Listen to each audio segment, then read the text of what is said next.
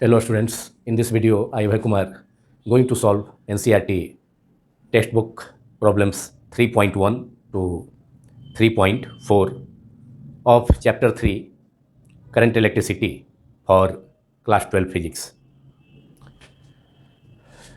इस वीडियो में class 12 physics chapter 3 current electricity का NCERT टेक्स्ट बुक का प्रॉब्लम्स 3.1 से 3.4 तक का सॉल्यूशन किया जाएगा। यह वीडियो थोड़ा छोटा होगा क्योंकि आज मुझे थोड़ा फीवर है। वैसे तो NCERT टेक्स्ट बुक के प्रॉब्लम्स सभी 12th बोर्ड्स के लिए यूजफुल हैं, उपयोगी हैं, चाहे वह CBSE 12th बोर्ड हो या 12th स्टेट बोर्ड्स। परंतु यह देखने में आया है कि विगत 2-3 वर्षों में बिहार 12th स्टेट बोर्ड के फिजिक्स के पेपर्स में प्रॉब्लम्स न्यूमेरिकल्स नहीं पूछे जा रहे हैं। पूछे भी जाते हैं तो ऑब्जेक्टिव क्वेश्चंस में 1-2 प्रॉब्लम्स शॉर्ट न्यूमेरिकल्स पूछे जाते हैं। इसके कारण पढ़ाई के क्रम में यह देखने में आया है कि बिहार बोर्ड के स्टूडेंट्स 50% से अधिक स्टूडेंट्स प्रॉब्लम्स में रुचि नहीं लेते हैं। उनका यह समझना है कि जब बोर्ड की परीक्षा में प्रॉब्लम्स पूछे ही नहीं जाएंगे तो प्रॉब्लम्स पर क्यों ध्यान दिया जाए। लेकिन वैसे स्टूडेंट्स जो बाद में IIT नीट या अदर +2 के इंट्रेंसेस की तैयारी करते हैं, बाहर जाकर एडमिशन लेते हैं, बड़े बड़े शहरों में या ऑनलाइन क्लासेस करते हैं, तो वहाँ 80% से ऊपर न्यूमेरिकल्स पढ़ना होता है कि पढ़ाई होती है। और वहाँ अगर आप क्लास 11th या 12th से प्रॉब्लम्स नहीं बनाते हैं तो फिर एक नए सिरे से शुरुआत करनी होती है और वहाँ स्टूडेंट्स को दिक्कतें आती हैं, डिफ़िकल्टी होती है। तो इसको देखते हुए खासकर बिहार बोर्ड के स्टूडेंट्स से मेरा अनुरोध है कि 12वीं बोर्ड की परीक्षा में प्रश्न पूछे, प्रॉब्लम्स पूछे या ना पूछे, आपको क्लास 11-12 से ही प्रॉब्लम्स का पर ध्यान देना है, उसका सॉल्यूशन करना है। बिहार बोर्ड को तो अधिक से अधिक रिजल्ट चाहिए, इसके लिए प्रॉब्लम्स को सेट नहीं किया जाता है जिससे कि स्टूडेंट्स को आसानी हो। लेकिन फ्यूचर में तो बिना प्रॉब्लम्स बनाए हुए किसी भी इंट्रेंस को निकालना, उसमें सफलता पाना संभव नहीं है। हालांकि बिहार बोर्ड को छोड़कर अन्य जितने स्टेट बोर्ड्स हैं उनके क्वेश्चंस का स्टैंडर्ड ठीक है। ठीक इस मामले में, प्रॉब्लम्स के मामले में, उसमें अदर स्टेट बोर्ड्स में प्रॉब्लम्स पूछे जाते हैं, तो वैसे बोर्ड के स्टूडेंट्स प्रॉब्लम्स पर ध्यान देते भी हैं। ठीक है, अब प्रॉब्लम्स की शुरुआत किया जाए। लेकिन उसके पहले मैं एक चीज़ और कहना चाहूँगा कि chapter 2 class 12 physics electrostatic potential and capacitance के NCERT टेक्स्ट बुक के एडिशनल एक्सरसाइजेज के भी कुछ इंपॉर्टेंट प्रॉब्लम्स का सॉल्यूशन कुछ दिनों के बाद किया जाएगा। लेकिन थोड़ा पढ़ाई को आगे बढ़ाते हुए, क्योंकि एग्जामिनेशंस 12 बोर्ड्स के एग्जामिनेशंस काफ़ी निकट हैं और प्रॉब्लम्स में NCERT टेक्स्ट बुक का प्रॉब्लम्स में जहाँ प्रॉब्लम्स मेरे चैनल द्वारा नहीं किया जा सका है या किया भी गया है तो मिला जुला प्रॉब्लम्स है, तो उसको अलग करते हुए केवल NCERT टेक्स्ट बुक के प्रॉब्लम्स का अलग वीडियोज़ को मैंने अपलोड करने का डिसीजन लिया है। तो अब प्रॉब्लम को शुरू किया जाए। प्रॉब्लम 3.1 है, the storage battery of a car has an EMF of 12 volt. If the internal resistance of the battery is 0.4 ohm, what is the maximum current that can be drawn from the battery? एक storage battery है, संचायक cell है। संचायक cell क्या होता है?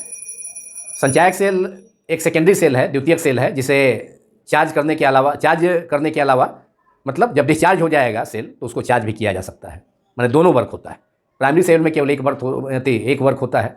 Cell discharge हो गया तो वह सेल यूज नहीं किया जाता है, लेकिन स्टोरेज सेल में सेल के डिस्चार्ज होने पर फिर से उस सेल को में करंट भेज करके उसे चार्ज किया जाता है। तो जो मोटर गाड़ी हैं, मोटर व्हीकल्स हैं, उनके जो बैटरीज होते हैं, जैसे मोटर कार है, बस है, ट्रक है या इन्वर्टर बैटरी है, तो वे सभी सेकेंडरी सेल्स हैं, स्टोरेज सेल्स हैं। तो एक कार का स्टोरेज सेल है, संचायक सेल है, जिसका ईएमएफ इलेक्ट्रोमोटिव फोर्स विद्युत वाहक बल 12 वोल्ट दिया हुआ है। विद्युत वाहक बल ईएमएफ को किस सिंबल से डिनोट किया जाता है? ये इसको ई सिंबल से डिनोट किया जाता है, कैपिटल ई या स्मॉल ई से भी। यहाँ मैं कैपिटल ई सिंबल का यूज कर रहा हूँ। तो EMF of the storage battery of a car, capital E equal to कितना हो गया? 12 वोल्ट हो गया। कार के संचायक सेल का विद्युत वाहक बल कैपिटल ई 12 वोल्ट है। और if the internal resistance of the battery 0.4 ohm, internal resistance को स्मॉल आर से डिनोट किया जाता है, तो स्मॉल आर कितना है? 0.4 ओम है। तो what is the maximum current that can be drawn from the battery? Battery द्वारा कितना अधिकतम करंट ड्रॉन किया जाएगा, लिया जाएगा, यह मालूम करना है। यहाँ एक्सटर्नल रेजिस्टेंस का कोई जिक्र नहीं है। इसका मतलब एक्सटर्नल रेजिस्टेंस नेग्लिजिबल है, तो external resistance capital R symbol से डिनोट किया जाता है। तो R equal to 0। External resistance काफ़ी स्मॉल है, इसका मतलब उसका जिक्र नहीं है, तो एक्सटर्नल रेजिस्टेंस काफ़ी स्मॉल है, उसे नेग्लिजिबल, काफ़ी स्मॉल है तो उसे नेग्लिजिबल माना जा सकता है। तो आर जो है नियरली इक्वल टू 0। अब फार्मूला यूज करें हम। Maximum current drawn from the battery is I max equal to क्या होता है? E upon capital R plus small R. Capital R plus small R क्या है? Total resistance of the circuit. उसमें R का value क्या है? 0 है, तो केवल स्मॉल आर होगा। डिनोमिनेटर क्या हो गया? क्योंकि कैपिटल आर 0 होने से, एक्सटर्नल रेजिस्टेंस 0 होने से, बाहरी प्रतिरोध 0 होने से, जो टोटल रेजिस्टेंस है इसका जो डिनोमिनेटर है करंट के, मतलब I equal to capital E upon R plus R होता है यूजिंग ओम्स लॉ। तो आर जब 0 हो गया तो डिनोमिनेटर इसका क्या हो गया? केवल डिनोमिनेटर में स्मॉल आर बचा, इंटरनल रेजिस्टेंस बढ़ा तो बचा, तो डिनोमिनेटर टर्म क्या होगा? स्मॉलर हो गया, छोटा हो गया, स्मॉल हो गया, तो करंट का वैल्यू क्या हो जाएगा? मैक्सिमम हो जाएगा। तो I max equal to, I max क्या है? आई मैक्स क्या है? मैक्सिमम करंट, अधिकतम धारा। तो ई अपॉन केवल आर, स्मॉल आर, और ई का वैल्यू है 12 वोल्ट है, 12 वोल्ट है। स्मॉल आर कितना है? 0.4 वोल्ट। अब यहाँ 0.4 है तो 10 से मल्टीप्लाई हो जाएगा न्यूमरेटर में, तो 12 multiplied by 10 upon 4, that is 4 into 3, 12 हो गया, that is 10 into 3, that is 30 ampere. Current का यूनिट एम्पियर होता है, जिसे ए सिंबल से डिनोट किया जाता है। तो maximum current drawn from the battery, battery से ली गई अधिकतम धारा कितनी होगी? I max equal to 30 ampere. यह आंसर हुआ इस प्रॉब्लम का।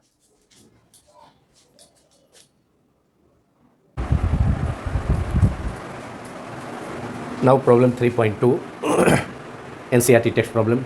ए battery of EMF 10 volt and internal resistance 3 ohm is connected to a resistor. If the current in the circuit is 0.5 ampere, what is the resistance of the resistor? This is part 1 of this problem. Part 2 में है what is the terminal voltage of the battery when the circuit is closed. एक battery है जिसका EMF विद्युत वाहक बल electromotive force 10 volt है, तथा इंटरनल रेजिस्टेंस आंतरिक प्रतिरोध 3 ओम है।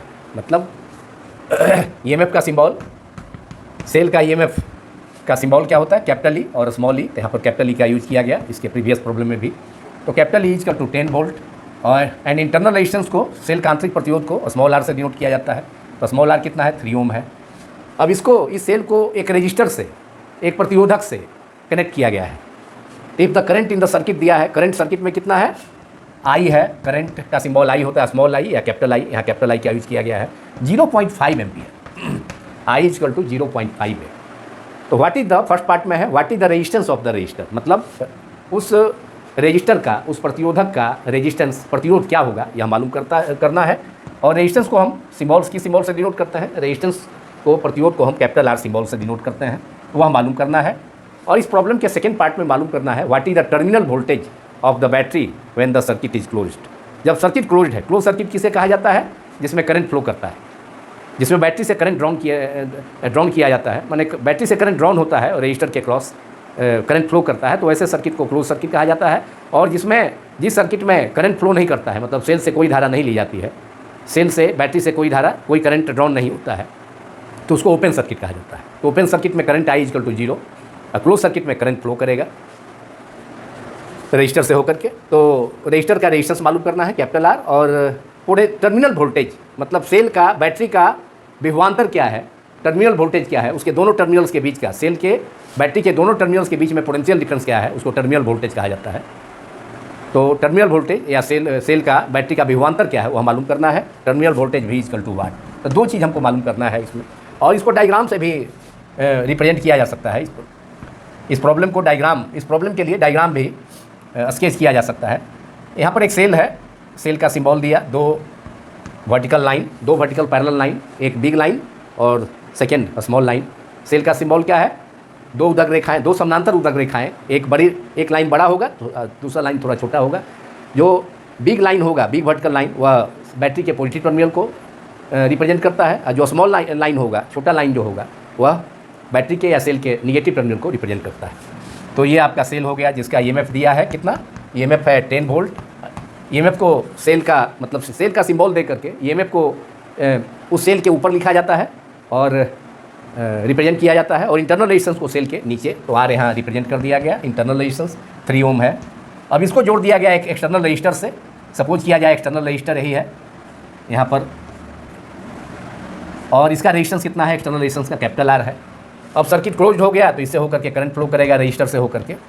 तो सेल के क्रॉस, सेल के दोनों ध्रुवों के बीच, दोनों पोल्स के बीच में, पॉजिटिव एंड निगेटिव या दोनों टर्मिनल्स के बीच में पोटेंशियल डिफरेंस मालूम करना है सेकेंड पार्ट में, और कितना रेजिस्टेंस का वैल्यू है, रजिस्टर के रेजिस्टेंस का कितना वैल्यू है, यह मालूम करना है। तो now we have to use the formula from Ohm's law, I = current = EMF of the cell of the battery. Cell का विद्युत वाहक बल, धारा I = ओम्स लॉ क्या है, I = V/R। यहाँ पर V के जगह EMF सेल का E है, और R के जगह टोटल रेजिस्टेंस। टोटल रेजिस्टेंस का मतलब एक्सटर्नल रजिस्टर का रेजिस्टेंस R और सेल का इंटरनल रेजिस्टेंस, सेल का आंतरिक प्रतिरोध, दोनों ऐड हो जाएगा इस सर्किट के टोटल रेजिस्टेंस में। माने बाहरी प्रतिरोधक का प्रतिरोध R और सेल का आंतरिक प्रतिरोध r, दोनों ऐड हो जाएगा।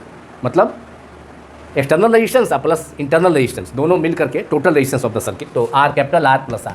और अब इसमें I का वैल्यू है, करंट का वैल्यू दिया है 0.5 = सभी वैल्यूज़ को पुट किया जाए इस फॉर्मूला में, और I = कितना है, E = कितना है, 10 वोल्ट है, R मालूम करना है, स्मॉल r कितना हो गया, 3 ओम हो गया, और 0.5 × क्रॉस मल्टीप्लिकेशन का यूज किया जाए, R + 3 = 10, और 0.5 × R, और ब्रैकेट को हटा दिया गया, तो 0.5 से 0.5 में R से मल्टीप्लाई करेंगे, दोनों ब्रैकेट के दोनों टर्म में R और 3 में 0.5 से मल्टीप्लाई करना होगा, और ऐसा कर ब्रैकेट को हटाया जाएगा। तो 0.5 R प्लस 0.5 × 3, 5 × 3 15 होता है, तो यहाँ हो जाएगा 0.5 × 3 1.5 = 10।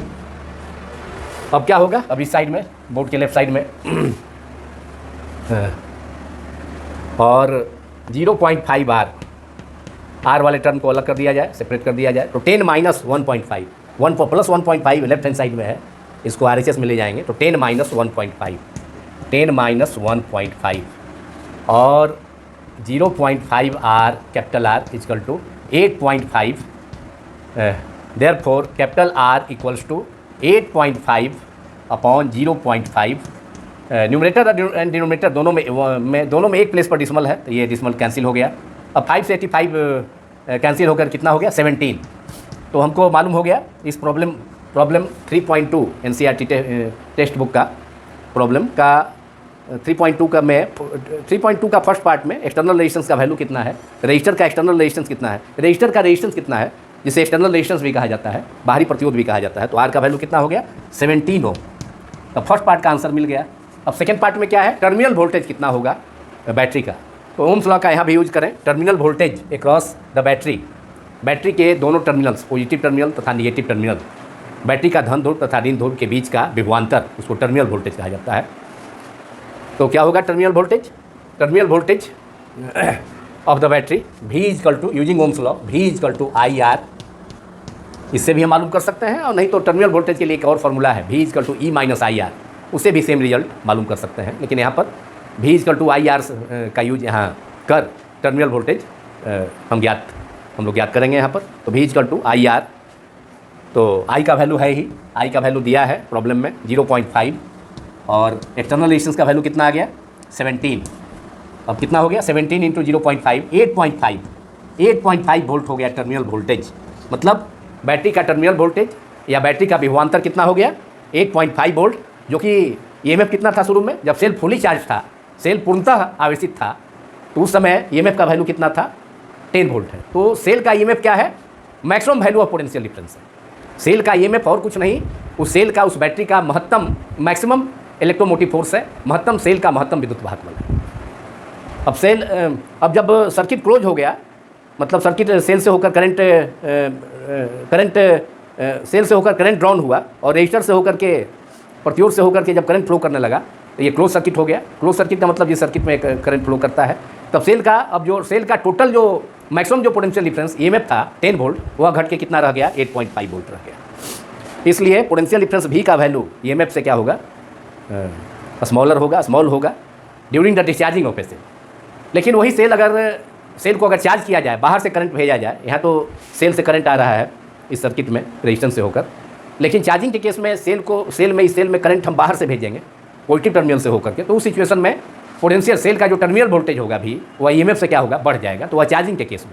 लेकिन यहाँ क्लोज सर्किट केस में डिस्चार्जिंग का केस है, तो उस सिचुएशन में पोटेंशियल डिफरेंस सेल का टर्मिनल वोल्टेज या पोटेंशियल डिफरेंस सेल का विभवांतर का मान का जो वैल्यू होगा, वह सेल का EMF सेल का विद्युत वाहक बल से कम होगा। सेल के डिस्चार्जिंग के केस में, क्लोज सर्किट के केस में, जब करंट फ्लो करेगा, माने सेल से करंट ड्रॉन होगा और वह करंट रेजिस्टेंस से होकर फ्लो होगा। और जैसा कि मैंने बताया कि सेल का टर्मिनल वोल्टेज एक और फार्मूला से हम लोग मालूम कर सकते हैं। इसके लिए एक अलग फार्मूला भी है। कौन फार्मूला है, V = E - IR, E minus capital I, current का सिंबल यहाँ small r, resistance internal cell का इंटरनल रेजिस्टेंस का सिंबल। इस फार्मूला से भी मालूम करेंगे, इतना ही आएगा। E का वैल्यू कितना है 10 है, I का वैल्यू कितना है 0.5 है, और इंटरनल रेजिस्टेंस का वैल्यू कितना है, R का वैल्यू 3 है। इक्वल टू हो गया 10 - 0.5 × 3 1.5, 10 - 1.5 दैट इज 8.5 वोल्ट आंसर। यह टर्मिनल वोल्टेज है बैटरी का। तो टर्मिनल वोल्टेज के लिए जो फार्मूला है V = E - IR, उसका यूज करके भी सेम रिजल्ट हमने ऑब्टेन किया 8.5 वोल्ट, जैसा कि ओम्स लॉ का यूज करके V = IR का यूज करके भी 8.5 वोल्ट ही मिला था। तो दोनों फार्मूला का यूज करके सेल का टर्मिनल वोल्टेज, बैटरी का टर्मिनल वोल्टेज, बैटरी का विभवांतर मालूम किया गया।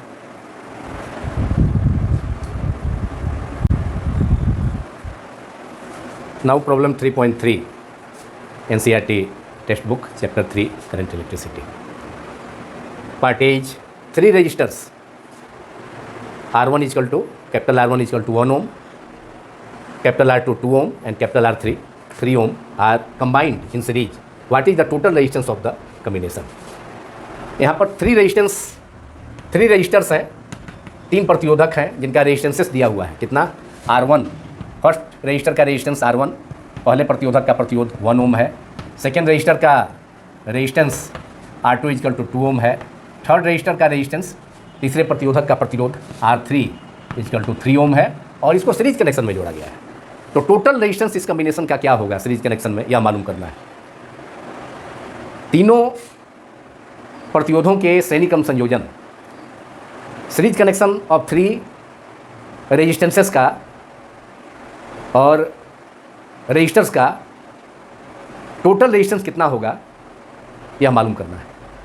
सीरीज कनेक्शन में क्या होता है, सीरीज कनेक्शन रेजिस्टेंसेस का इंड टू इंड कनेक्शन होता है। मतलब फर्स्ट रजिस्टर के सेकेंड इंड को सेकेंड रजिस्टर के फर्स्ट इंड से, फिर सेकेंड रजिस्टर के सेकेंड इंड को थर्ड रजिस्टर के फर्स्ट इंड से, और इसी ढंग से आगे जोड़ा जाता है, जिससे कि ईच रजिस्टर से होकर सीरीज कनेक्शन में सेम करंट फ्लो करेगा। तो ऐसा कनेक्शन हम कहें क्या करेंगे सीरीज कनेक्शन में, फर्स्ट रजिस्टर का रेजिस्टेंस 1 ohm है, तो 1 ohm रेजिस्टेंस के रजिस्टर के का जो दूसरा इंड है सेकेंड इंड, उसको सेकेंड रजिस्टर जिसका रेजिस्टेंस कितना है 2 ohm है, उसके फर्स्ट इंड से जोड़ेंगे।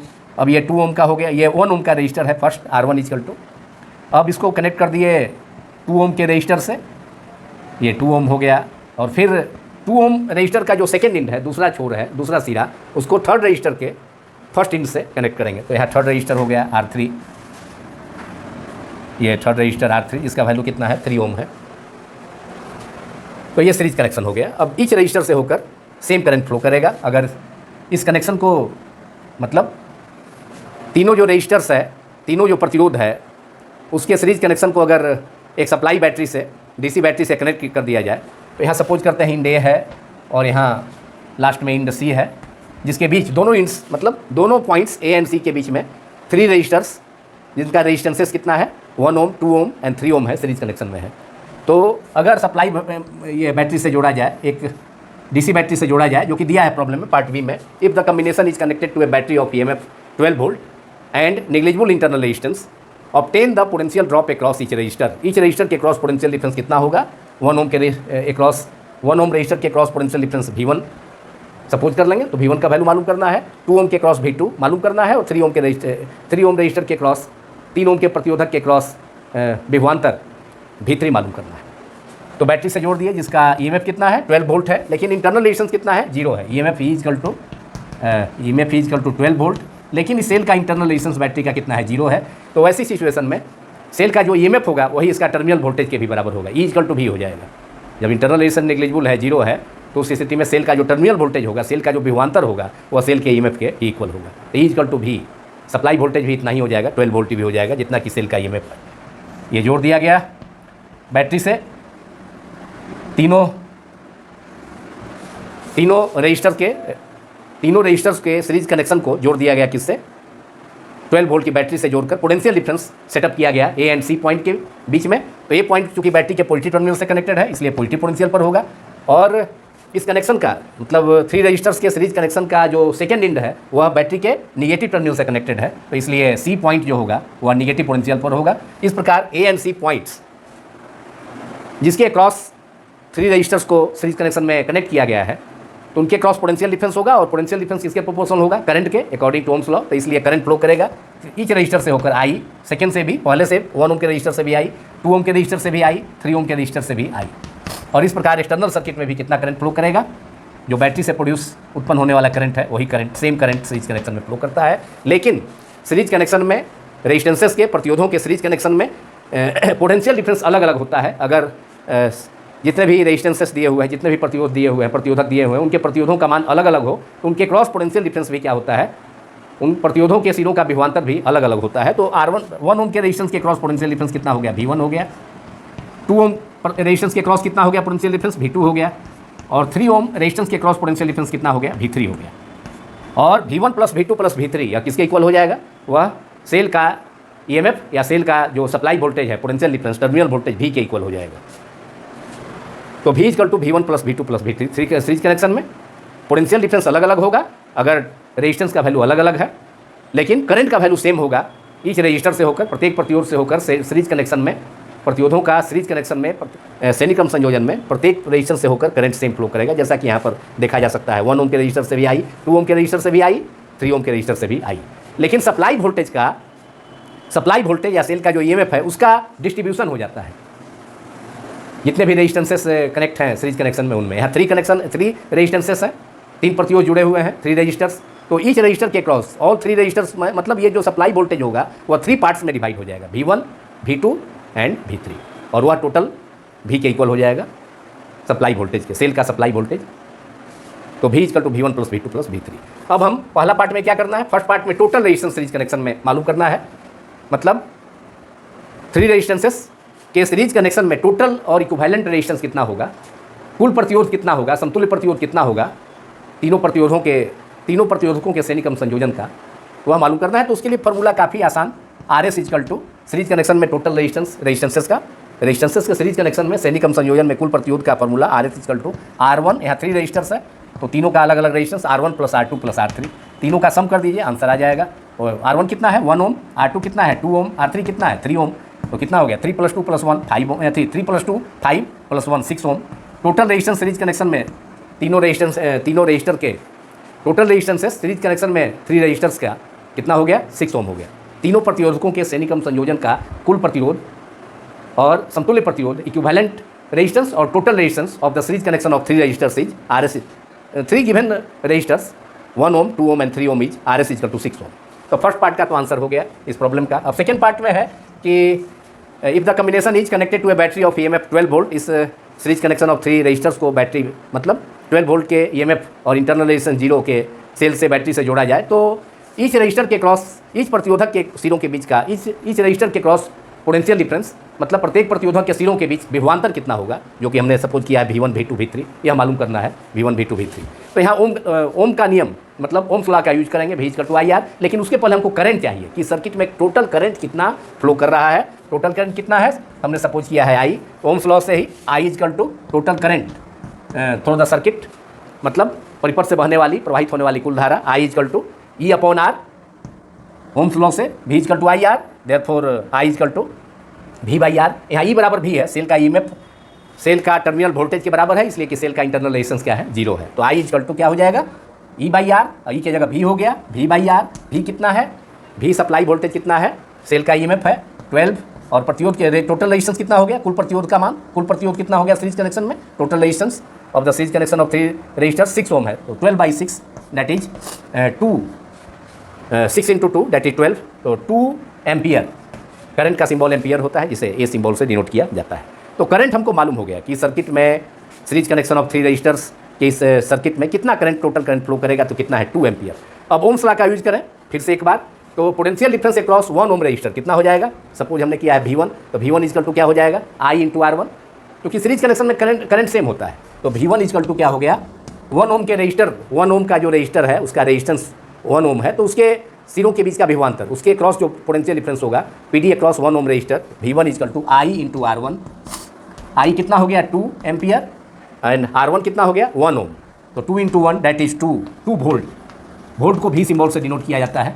तो पोटेंशियल डिफरेंस मालूम हो गया, 1 ओम के रजिस्टर के क्रॉस पोटेंशियल डिफरेंस कितना मिल गया हमको, 2 वोल्ट मिल गया। अब हमें 2 और रजिस्टर्स है, 2 ओम रजिस्टेंस का और फिर 3 ओम रजिस्टेंस का, उसके क्रॉस कितना पोटेंशियल डिफरेंस होगा V2 और V3, यह मालूम करना है। फिर से एक बार ओम का नियम, ओम्स लॉ हम अप्लाई करेंगे। तो V2 कितना हो जाएगा, V2 का मतलब 2 ओम का रेजिस्टेंस से होकर, 2 ओम के प्रतिरोध से होकर के 2 ओम के प्रतिरोध के सिरों के बीच का इंड्स के बीच का पोटेंशियल डिफरेंस। तो potential difference across 2 ohm resistor as V2 equal to, उसे हमने सपोज किया है V2, तो V2 equal to I into R2।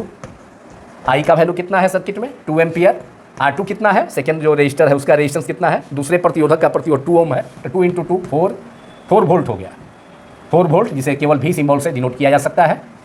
And अब एक रजिस्टर और बच गया, 3 ओम रेजिस्टेंस का रजिस्टर है, इसके क्रॉस कितना होगा पोटेंशियल डिफरेंस, तो फिर से ओम्स लॉ यूज करें, V3 potential difference PD across 3 ohm resistor, 3 ओम प्रतिरोधक के 3 ओम प्रतिरोध के प्रतिरोधक के सिरों के बीच का विभवांतर, V3 equal to I into R3। फिर से एक बार ओम का नियम लागू करते हुए, तो I इक्वल टू कितना है 2 एम्पियर, तो सीरीज कनेक्शन में सेम करंट है, और R3 कितना है 3 है, 3 इंटू 2 कितना हो गया 6 वोल्ट हो गया। तो इस प्रकार हमने 3 रजिस्टर्स मतलब 1 ओम का रजिस्टर, 2 ओम का रजिस्टर और 3 ओम के रजिस्टर्स के क्रॉस पोटेंशियल डिफरेंस मालूम कर दिया। अब टोटल कितना हो जाएगा V1 plus V2 plus V3, यह सेल के EMF के या सेल के सप्लाई वोल्टेज के बराबर होना चाहिए। आप देख सकते हैं बराबर है कि नहीं, V1 2 है, V1 2 वोल्ट है, V2 कितना है, V2 का मतलब 2 ओम रजिस्टर के क्रॉस पोटेंशियल डिफरेंस, 2 ओम के प्रतिरोध के सिरों के बीच विभवांतर 4 वोल्ट है, तो 2 प्लस 4 6 प्लस 6 कितना हो गया 12 हो गया। तो इस प्रकार V1 plus V2 plus V3 कुल मिलाकर कितना हो गया 12 वोल्ट हो गया, जो कि सेल का क्या है, सेल का सप्लाई वोल्टेज है या सेल का EMF है। तो इस प्रकार सीरीज कनेक्शन ऑफ रजिस्टर्स में जो सप्लाई वोल्टेज होता है वह ईच रजिस्टर के क्रॉस डिस्ट्रीब्यूट हो जाता है, जैसा कि हमने देखा यहाँ 3 रजिस्टर है तो 3 पार्ट्स में सप्लाई वोल्टेज भी डिस्ट्रीब्यूट हो गया सीरीज कनेक्शन ऑफ रजिस्टर्स में।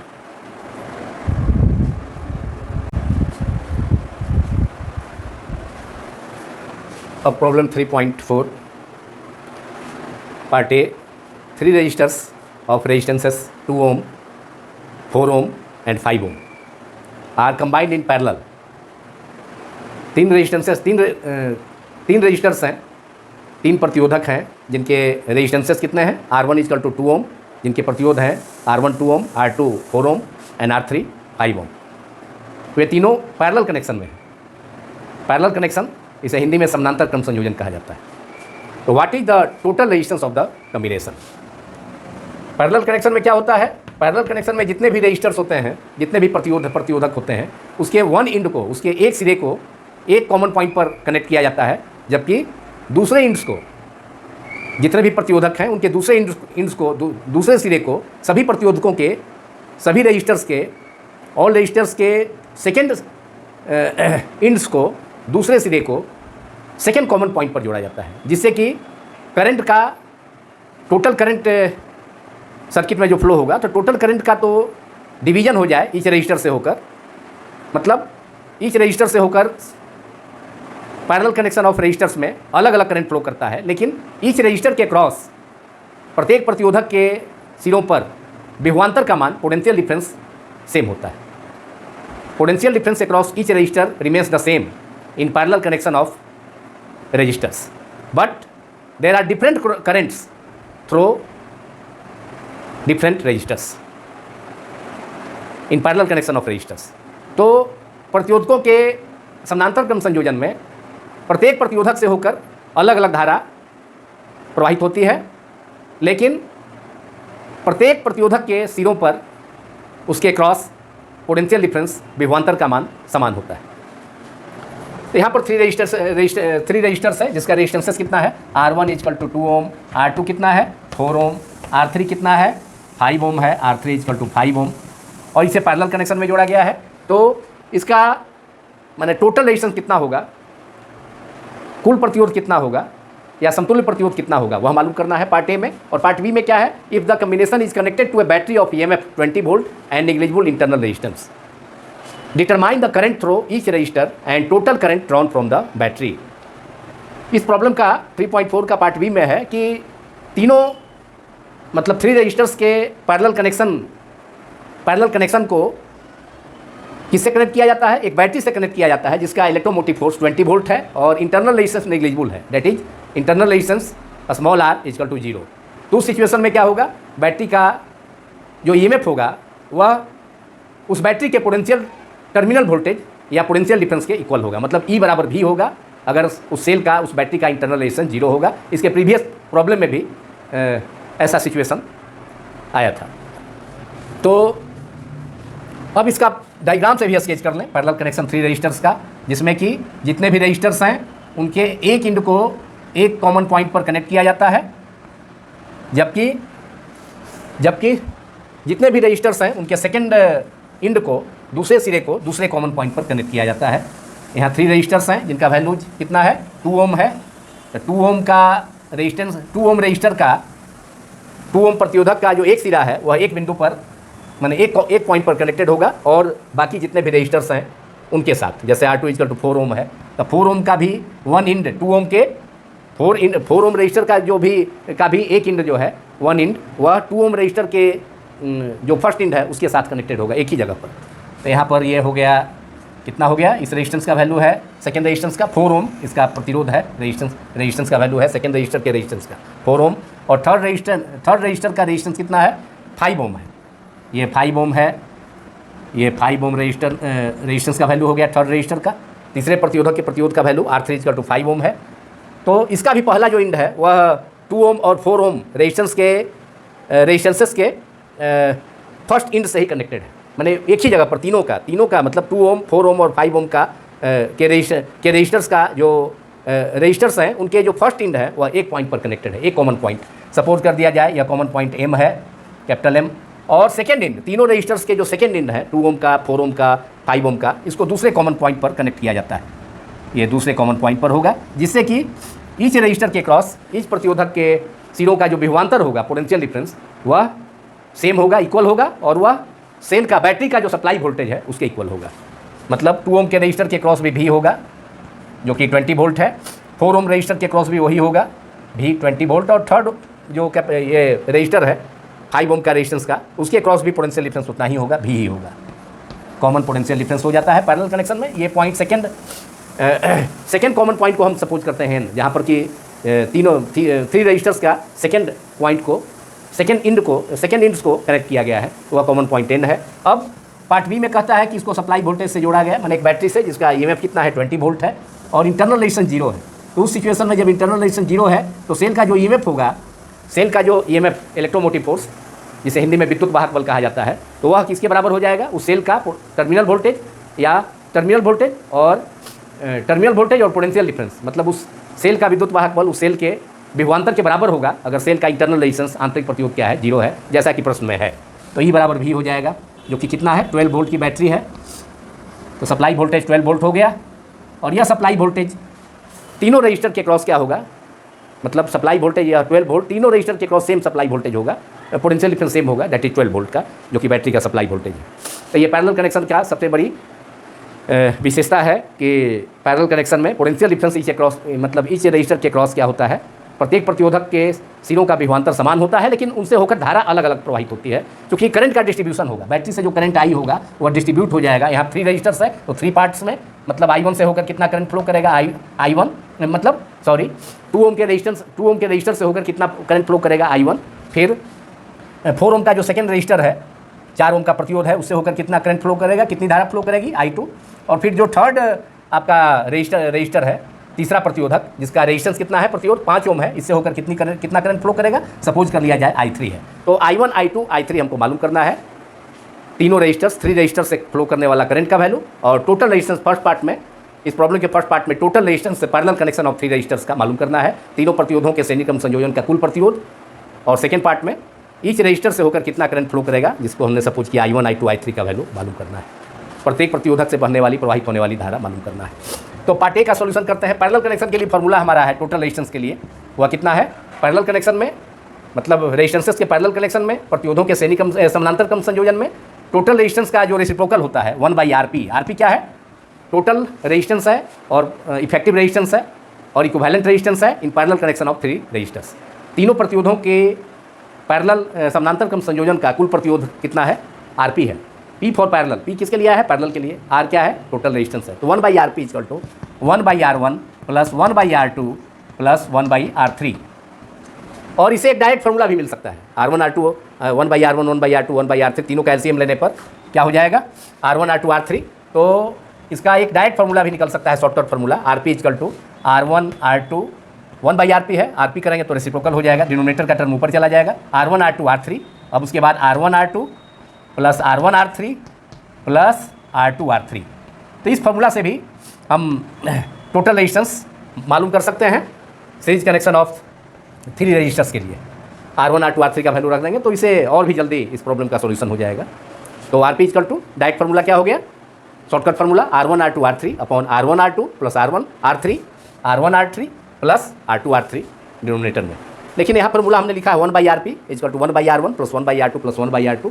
इसके हेल्प से ही बनाते हैं, इसके हेल्प से तो आसानी से बन जाएगा शॉर्टकट फार्मूला से, और आप लोग खुद भी कर सकते हैं। तो 1/RP इक्वल टू कितना हो गया? 1/R1 कितना है? पहला जो रेजिस्टेंस है उसका वैल्यू, पहला रेजिस्टेंस का वैल्यू कितना है? 2 ओम है। 1/2 प्लस 1/R2 कितना है? 1/R2 1/4 plus 1/R3 5 1/5। 1/RP equal to 1/R1, R1 की जगह 2 रखा गया, R2 की जगह 4 ओम, R3 की जगह 5। अब इन सब का एलसीएम ले लेंगे। 2 4 5 का कितना आ जाएगा? 20। अब 2 से 20 में डिवाइड करेंगे 10 मल्टीप्लाइड बाई 1 दैट इज 10। अब 4 से डिवाइड करेंगे 20 में 5 इंटू 1 दैट इज 5 प्लस अब 5 से डिवाइड करेंगे 20 में 4 होगा, 4 इंटू 1 4 हो गया।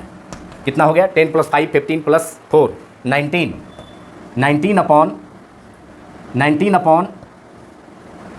20 ओम।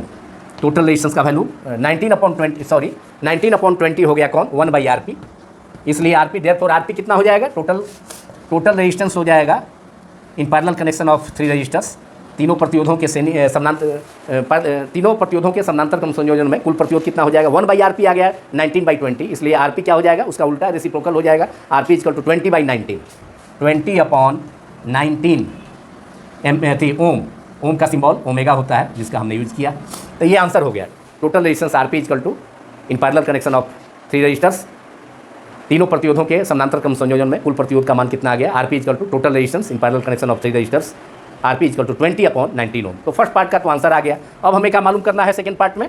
अब मालूम करना है कि जब इस कम्बिनेशन को 20 वोल्ट के, सॉरी यहाँ पर 12 वोल्ट हमने लिखा है, 20 वोल्ट इसको, मैंने बैटरी का जो वोल्टेज है 20 वोल्ट EMF सेल का 20 वोल्ट है, जो कि पोटेंशियल डिफरेंस के इक्वल हो जाएगा सेल का, इसलिए कि सेल का इंटरनल रेजिस्टेंस क्या है? R इक्वल टू 0 है, स्मॉल r इक्वल टू 0 है। नेग्लिजिबल इंटरनल रेजिस्टेंस तो उसको R0 लिख सकते हैं।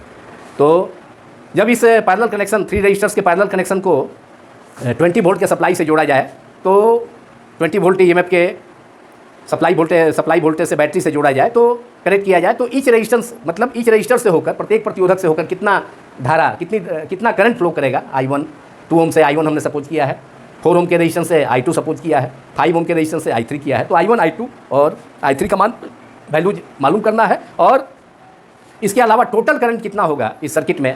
टोटल करंट कितना है I1 plus I2 plus I3 equal to क्या हो जाएगा, मेन करंट I ही का डिस्ट्रीब्यूशन हो जाएगा 3 रजिस्टर्स में I1 I2 एंड I3 के रूप में। तो टोटल करंट कितना होगा ये भी मालूम करना है। तो पहले हम टोटल करंट ही मालूम कर लें, उसके बाद ईच रजिस्टर से होकर जो करंट फ्लो करेगा उसका वैल्यू मतलब I1 I2 I3 का वैल्यू हम मालूम करेंगे। तो टोटल अब फिर ओम यहाँ पर क्या होगा, ओम्स लॉ का यूज फिर से करना होगा जैसा कि प्रीवियस प्रॉब्लम में हम लोगों ने किया था। तो total current in the circuit कितना हो जाएगा using ohms law, I equal to V/R, I equal to V E/R और यहाँ पर सेल का जो ईएमएफ है वो पोटेंशियल डिफरेंस के इक्वल है जैसा कि मैंने बताया। तो I equal to E by total resistance RP, total resistance आ गया है RP कितना 20/19 और E की जगह क्या हो जाएगा E इक्वल टू V हो जाएगा, पोटेंशियल मतलब सेल का जो ईएमएफ है उसके पोटेंशियल डिफरेंस या टर्मिनल वोल्टेज के इक्वल हो जाएगा क्योंकि सेल का इंटरनल रेजिस्टेंस 0 है। तो V/RP कितना हो गया E इक्वल टू V/RP। अब वैल्यू रख दीजिए, V का वैल्यू है 20 वोल्ट अपॉन RP का वैल्यू है 20/19, 20/19, 20 से 20 कैंसिल हो गया, ये 19 हो गया, 19 एम्पियर। तो मेन करंट हो गया, टोटल करंट हो गया इस सर्किट से, मैंने इस सर्किट से प्रवाहित होने वाली कुल धारा कितनी हो गई, total current passing through the circuit 19 ampere. अब फिर से एक बार ओम का नियम, ओम्स लॉ का यूज कर ईच तीनों रजिस्टर से होकर ऑल 3 रजिस्टर्स मतलब 2 ओम रजिस्टर से, 4 ओम रजिस्टर से एंड 5 ओम रजिस्टर से जो करंट फ्लो करेगा उसका वैल्यू हम मालूम कर लेंगे। तो यूजिंग ओम्स लॉ I1 कितना हो जाएगा, I1 क्या है 2 ओम के रेजिस्टेंस से कितना करंट फ्लो करेगा उसको हमने सपोज किया है I1। तो I1 इक्वल टू क्या हो जाएगा, current through 2 ohm resistor is I1 equal to क्या होता है I1 इक्वल टू फार्मूला से V इक्वल टू IR, तो I इक्वल टू V/R। तो V/R1, V कितना है सप्लाई वोल्टेज 20, R1 कितना है 2 ओम, दैट इज 2 इंटू 10, 2 मैंने 20 से 2 कैंसिल होकर के कितना हो गया 10 हो गया है ना, 10 into 2 that is 20। So I1 equal to कितना हो गया 10 एम्पियर, आंसर हो गया। 2 ओम के रजिस्टर से जो करंट फ्लो करेगा I1 कितना हो गया, ये I1 है, ये I2 है, ये I3 है, तीनों मिल करके एंड दूसरे पॉइंट पर भी तीनों करंट मिल करके कितना हो गया कंबाइंड होकर के I1 plus I2 plus I3 equal to I हो गया सेकेंड कॉमन पॉइंट पर भी। तो फर्स्ट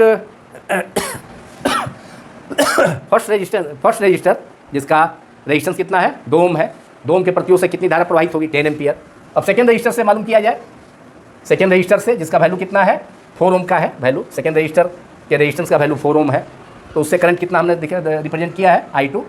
तो current throw second ohm resistor मतलब 4 ओम, second register means 4 ohm resistor मतलब 4 ओम के प्रतिरोध से बहने वाली प्रवाहित होने वाली धारा I2 इक्वल टू क्या हो जाएगा V/R2 ओम्स लॉ से फिर से एक बार V इक्वल टू कितना हो गया 20 और R2 कितना हो गया 4, दैट इज 4 इंटू 5 20, तो 5 हो गया कैंसिल होकर के 20, 4 से 5 ओम हो गया 5 एम्पियर करंट हो गया, 4 ओम रेजिस्टेंस से होकर करंट कितना होगा 5 एम्पियर।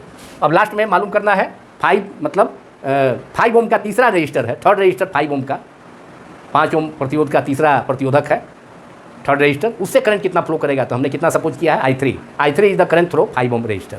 तो I3 कितना हो जाएगा, again using ohms law I3 equal to V/R3, V/R3 और V सप्लाई वोल्टेज का वैल्यू कितना है जो कि सेल का ईएमएफ भी है, तो 20, R3 कितना है 5, तो 20 में 5 से डिवाइड करेंगे तो 4 टाइम्स कैंसिल हो गया 4 एम्पियर।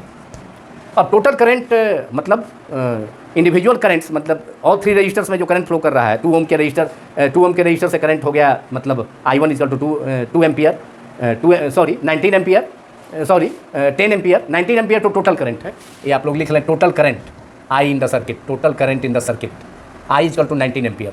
तो सेकेंड मतलब फर्स्ट जो रजिस्टर है 2 ओम का उससे कितना करंट फ्लो करेगा 10 एम्पियर का, सेकेंड जो रजिस्टर है मतलब दूसरा प्रतिरोध 4 ओम से कितना करंट फ्लो करेगा तो 5 एम्पियर, और थर्ड जो रजिस्टर है तीसरा प्रतिरोधक 5 ओम का कितने प्रतिरोध का है 5 ओम रेजिस्टेंस का है वह रजिस्टर, तो उससे होकर कितना करंट फ्लो करेगा I3 हमने सपोज किया है, तो I3 इक्वल टू कितना आ गया 4 एम्पियर। तीनों का सम कर दीजिए तो 10 plus 5 plus 4 that is 10 plus 5 15 plus 4 19 ampere, यहाँ तीनों का सम आ जाएगा कितना टोटल 19 एम्पियर। और मेन करंट भी कितना है, टोटल करंट कितना है 19 एम्पियर। तो इसका मतलब है कि करंट का मतलब प्रॉब्लम सही है, करंट का डिस्ट्रीब्यूशन सही है, मतलब main current I, total current वह 3 रजिस्टर्स में पैरेलल कनेक्शन, 3 रजिस्टर्स के पैरेलल कनेक्शन में क्या हो गया, डिस्ट्रीब्यूट हो गया और उसका सम भी उतना ही आ रहा है, टोटल 19 एम्पियर। तो इस प्रकार इस प्रॉब्लम का सॉल्यूशन हुआ। तो जैसा कि मैंने बताया कि इस वीडियो में मैं केवल 3.1 से 3.4 का ही सॉल्यूशन कर पाऊँगा, क्योंकि शुरू में ही मैंने बताया कि मेरी तबीयत ठीक नहीं है, थोड़ा फीवर है। तो यह वीडियो अपेक्षाकृत रिलेटिवली थोड़ा छोटा है, फिर भी 4 प्रॉब्लम्स का सॉल्यूशन किया गया और ये सभी problems CBSE 12th board and 12th state boards के लिए यूजफुल हैं। और इसके अलावा नीट और IIT JEE में भी NCERT टेक्स्ट बुक से रिलेटेड प्रॉब्लम्स निश्चित रूप से पूछे जाते हैं। तो यह वीडियो अब कंक्लूड होता है, पूरा होता है। लेकिन BSc पार्ट 2 फिजिक्स ऑनर्स तथा BSc part 3 physics honours general and subsidiary BSc part 2 और BSc part 3 physics honours and physics general के स्टूडेंट्स के लिए भी 1-2 दिन में वीडियोज अपलोड किए जाएंगे। BSc पार्ट 1 के लिए तो पार्ट 1 फिजिक्स के लिए कुछ वीडियोज इधर भी अपलोड किए जा चुके हैं, लेकिन BSc पार्ट 2 एंड पार्ट 3 का सिलेबस अभी बाकी है और एग्जामिनेशंस भी, यूनिवर्सिटीज एग्जामिनेशंस भी नज़दीक है। तो इसको देखते हुए 1-2 दिन में BSc part 2 physics and part 3 physics के भी वीडियोज अपलोड किए जाएंगे।